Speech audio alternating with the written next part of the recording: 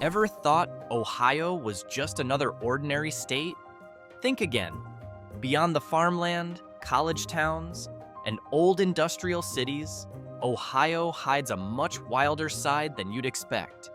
There's a town where people dress up as giant pumpkins every year, a tiny island that turns into Lake Erie's version of Las Vegas, and a village where the locals live by rules that sound like something out of an alternate timeline. And here's the best part. These places are 100% real. So if you're ready to explore the side of Ohio that doesn't show up in tourist brochures, the proudly weird side that'll make you think, how does this even exist? Then take a deep breath. Because what you're about to see is a countdown of 15 of the weirdest towns in Ohio. Let's step into the world.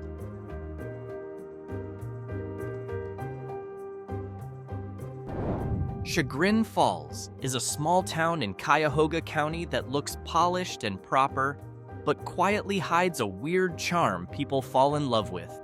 Picture this, a downtown filled with cute boutiques, cozy coffee shops, and a real waterfall right in the middle of it all. Not just a tiny stream, but a legit waterfall big enough that people sit around eating ice cream while watching it crash over the rocks. What's even cooler, the town has embraced the waterfall as its centerpiece since the 1800s, when the first factories were built around it. What makes Chagrin Falls even weirder is the mix of quiet suburbia with a downtown that feels like a living postcard. Even Calvin and Hobbes creator Bill Watterson grew up here, and many believe the town's quirky vibe helped shape the unique humor in his comics.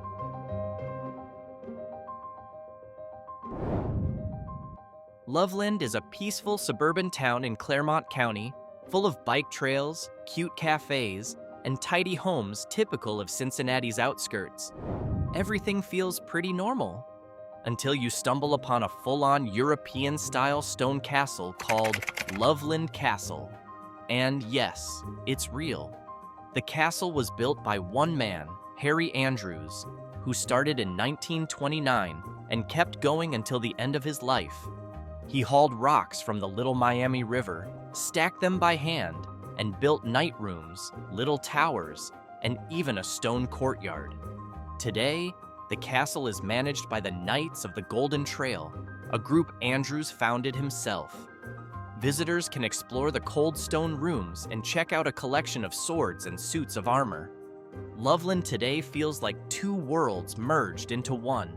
A modern suburb with a handmade medieval castle that acts like the modern era never happened.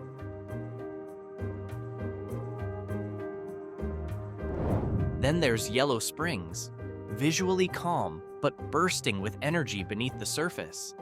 Its main street is filled with murals, indie art galleries, local bookstores, and vegetarian cafes that are always packed. The town has deep roots in progressive culture ever since Antioch College was founded, a small liberal arts school known for activism, arts, and alternative community vibes. What stands out most is the energy. Locals are laid back, love talking about art, the environment, and offbeat ideas that might be seen as too out there anywhere else. On weekends, the downtown transforms with handmade goods, organic soap, homegrown mushrooms, and spontaneous street music. Yellow Springs also borders Glen Helen Nature Preserve and Clifton Gorge, natural gems that make this town feel like a hippie village and a giant open-air art studio, all rolled into one.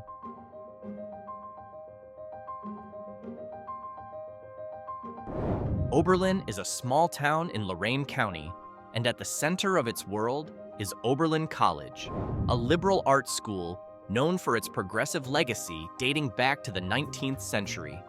It was the first college in the U.S. to admit students regardless of race, and one of the earliest to allow women. So from the start, Oberlin built its identity around going against the grain. Life here feels unique. Locals are deeply engaged in discussions about social issues, art, politics, and sometimes the town feels like one big open forum. Newcomers often describe the vibe as Oberlin odd, not in a bad way, but more like a burst of creative energy that shows up in unexpected ways. The downtown is small, but the town's peaceful side lives on in its old homes and towering trees.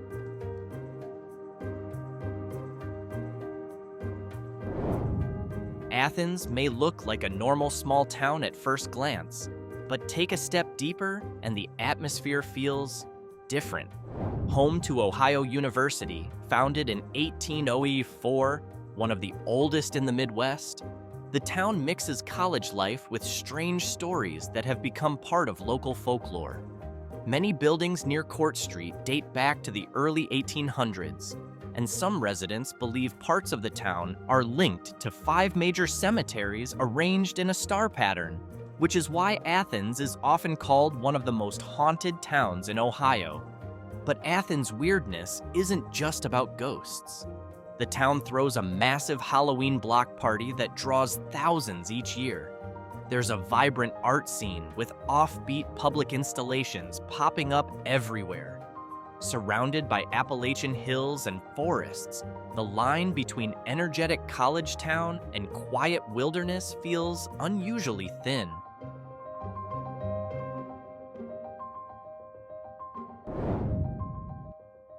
Sugarcreek feels like a fun experiment.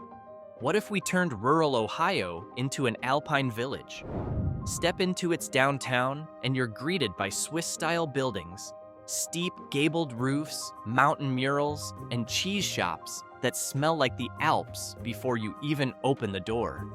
With a population of just over 2,000, this town embraces its identity as Little Switzerland, brought over by Swiss-German immigrants in the 1800s. Its most iconic feature? A 7-meter-tall cuckoo clock in the center of town. Every half hour, the bird pops out, dancing figures twirl, and polka music blasts, instantly turning heads of anyone walking by. Sugarcreek also hosts the Ohio Swiss Festival, where cheese, polka, and traditional costumes come together with pride. But what's most fascinating is the mix of Swiss heritage with the nearby Amish way of life. A blend of 2 very different worlds coexisting in one small town.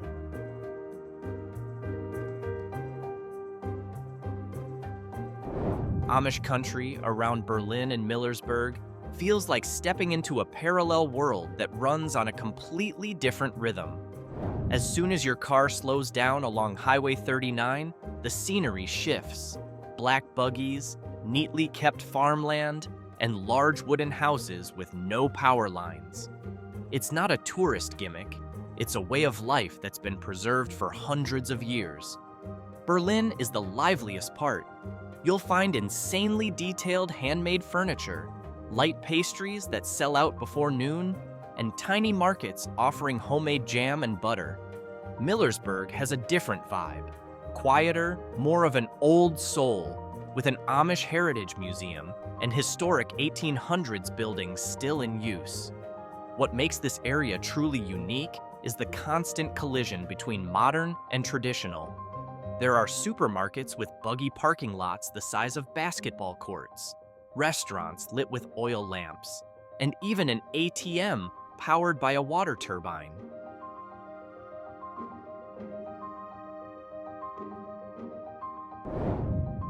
Marblehead is a small village on the edge of an Ohio peninsula that seems simple at first glance, but it has a character unlike anywhere else. With a population of just around 865 people, the village is home to the Marblehead Lighthouse, the oldest active lighthouse on the Great Lakes, shining since 1822. Sitting on limestone cliffs, the view of Lake Erie becomes dramatic, especially when strong winds whip up waves crashing against the rocks. The village stays quiet most of the year, but in summer it transforms into a favorite spot for tourists, boaters, and families looking to fish or relax by the water. What bumps Marblehead into the weird category are the unexpected details, like the community park filled with goats treated like VIP citizens. Locals photograph them, greet them, and they've even become unofficial mascots of the town.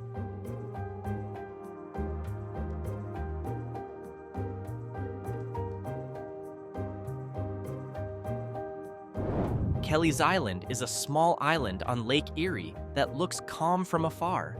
But once you step onto it, there's this quirky but chill energy that sets it apart from other vacation spots. The population is under 300 people, yet the island is home to one of the Midwest's strangest geological features: massive glacial grooves that look like monster claw marks. Deep, long trenches carved thousands of years ago when glaciers scraped across limestone. They're the island's main landmark and feel oddly out of place, like the Ice Age just left its footprint in the middle of a city park. Beyond that, Kelleys Island is full of offbeat charm. Golf carts are the main mode of transport, pop-up festivals happen all the time, and local bars feel more like oversized living rooms than nightlife venues. The pace is slow, but the personality is huge.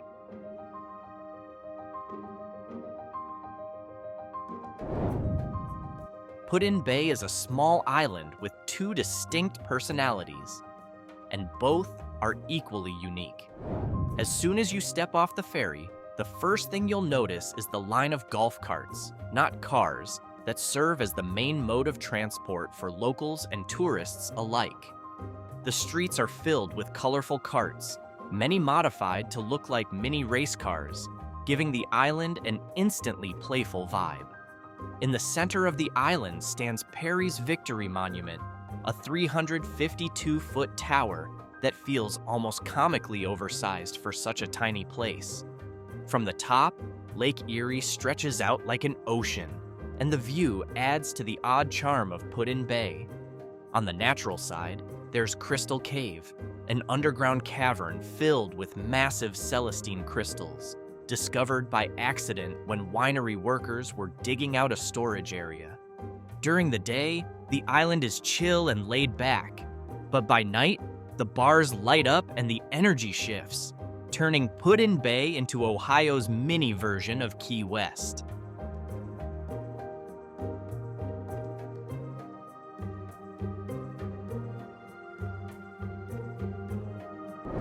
Circleville is a small Ohio town that seems ordinary until you learn two things.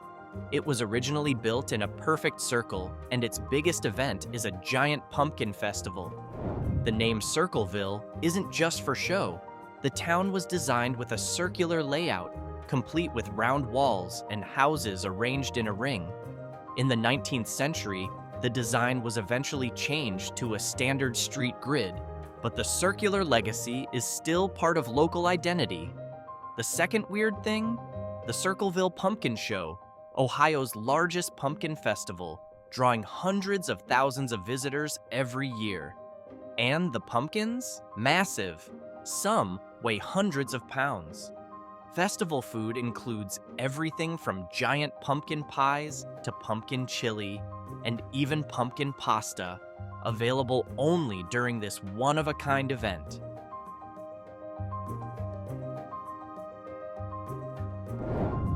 Bowling Green is a college town with one strong identity: wind. And no, that's not a metaphor. The wind here is a constant, literal part of daily life. The town sits on flat land with no windbreaks, so gusts sweep through like a giant fan that never shuts off.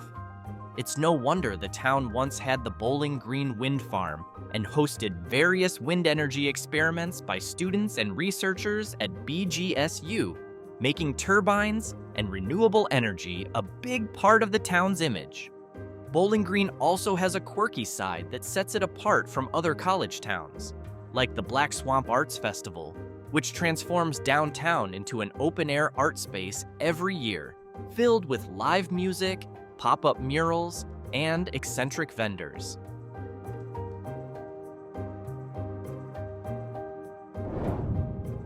Cleveland Heights is a Cleveland suburb where the vibe immediately feels offbeat as soon as you enter the Cedar Lee or Coventry Village areas. The streets are lined with old Tudor and colonial-style homes, but the colors can be wild: purple, mustard yellow, even electric blue, because many homeowners here are artists or creatives. So, entire blocks can look like an open-air art gallery disguised as a neighborhood. The city also has a thriving arts culture. Coventry is known for its bizarre shops, retro record stores, Gothic doll boutiques, vegan cafes, and stores selling the kind of random stuff that makes you wonder, who would buy this? But there's always someone who does. Halloween here is borderline chaos. Costumes go all out, pop-up parades happen without warning, and homes get decorated like mini horror movie sets.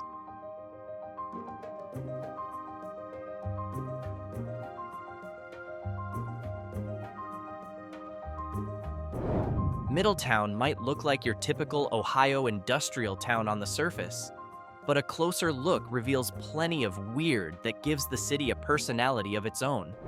It originally grew as a steel and paper town, and the legacy still looms. A K Steel's massive plant stands like a landmark, visible from almost anywhere. But Middletown's charm lies in its mix of surprise art communities, quirky sports history, and oddball local traditions. For example, there's the Sorg Opera House, a late 1800s theater that was once nearly abandoned but got revived by the local community. Now it hosts everything from rock concerts and stand-up comedy to the kind of random live shows that somehow pack the house. Then there's a mini Air Force Museum vibe during the annual Hot Air Balloon Festival, when the skies over Middletown fill with bright, drifting balloons.